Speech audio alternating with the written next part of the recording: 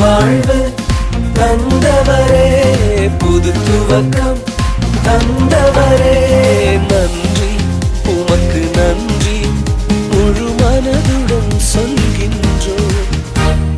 நன்றி உமக்கு நன்றி மன நிறைவுடன் சொல்கின்றோம். என் குறைவுகளை கிறிஸ்துவுக்குள் மகிமையில் நிறைவாக்கி நடத்தினீரே, அதற்கு நன்றி உமக்கு நன்றி முழு மனதுடன் சொல்கின்றோம். முந்தினதை யோசிக்காமல், பூர்வமானதை சிந்திக்காமல், புதியவைகள் தோன்றச் செய்வீர், சாம்பலை சிங்காரமாக்கி விட்டீர். புதியவைகள் தோன்றச் செய்வீர், சாம்பலை சிங்காரமாக்கி விட்டீர், அதற்கு நன்றி உமக்கு